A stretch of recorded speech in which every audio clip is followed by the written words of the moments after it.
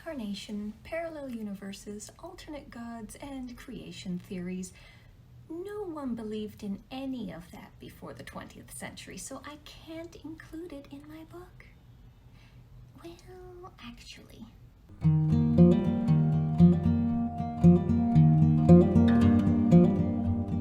Hello and welcome. I'm Emily Harris, author of STEAMY Historical Romances, and on this channel I provide information about all the fun historical tidbits and inspiring people, places, and things I come across in the process of creating my books. In my latest book, A Haunting Love, I kind of went all out with the extreme themes, but in this video I'm going to argue that I had good reason. Specifically, I'm going to address late 19th and early 20th century thought movements, one of which made its way into my book by way of the American Theosophical Society. Said it right this time. The Theosophical Society was founded in 1875 by a group of spiritualists and occultists, which included Colonel Henry Steele Olcott and Helena Petrovna Blavatsky. The purpose of the organization was to search for spiritual truth outside of religious ties and serve humanity via the dissemination of this information. Theosophists promoted the idea of spiritual wisdom coming directly from ascended spiritual masters and created their world and cosmic view on the information supposedly gained by these masters. Much of the information and theories of the Theosophists is based in ancient Eastern tradition. This is not a new concept. Eastern traditions and beliefs have made their way west and been adopted by Westerners for as long as trade routes have existed. Granted, these occult themes were kept marginalized, but we can see them in 15th century Italy when early renditions of the tarot deck appeared and later expanded with an uptick in interest in fortune-telling in France in the late 18th century.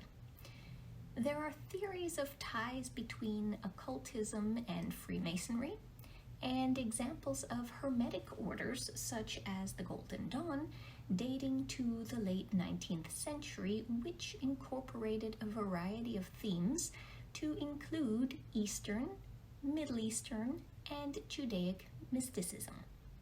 The point I'm trying to make is these themes were popular in the late 19th to early 20th century.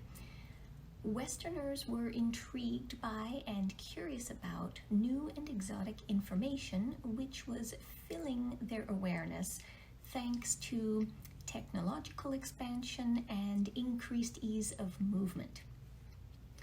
We often associate the glory days of Egyptology with the Roaring Twenties thanks to the publicity surrounding the discovery of King Tut's tomb in 1922. But for decades before that, Victorians were posing for pictures on camels in front of the pyramids. They were buying or stealing artifacts by the boatload to send home to European and American fledgling museums.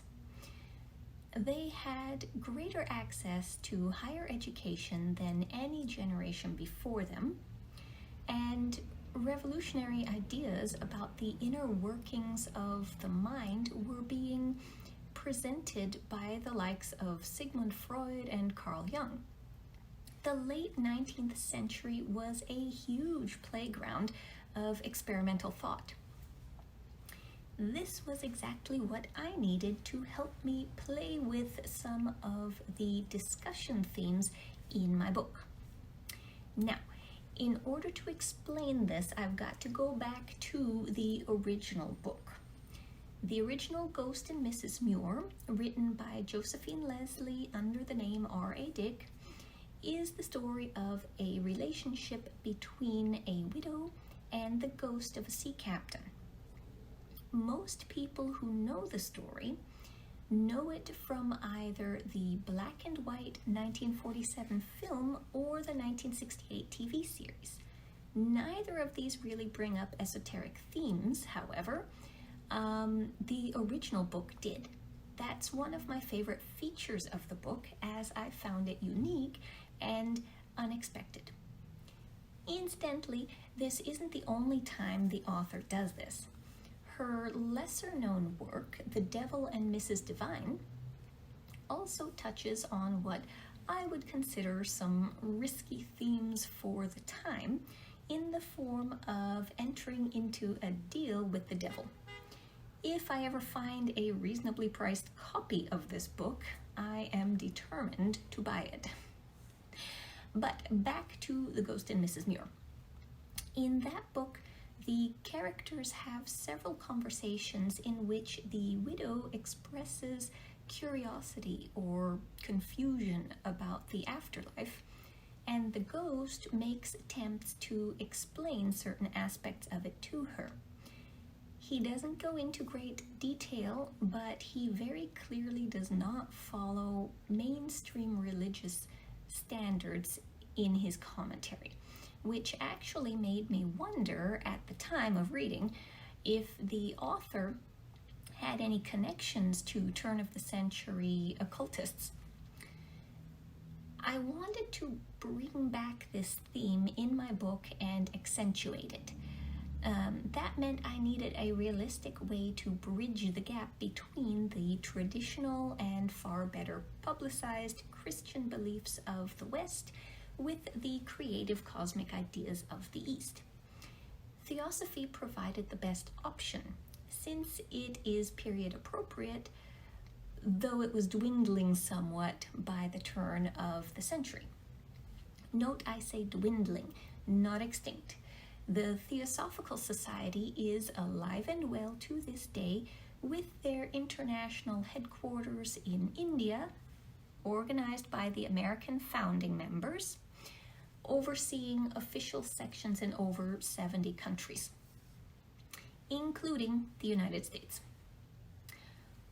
Why was this the best option? Well, aside from the Society's focus on exactly the themes I needed, it was also open to men and women, which wasn't always the case in other occult or hermetic organizations of the time.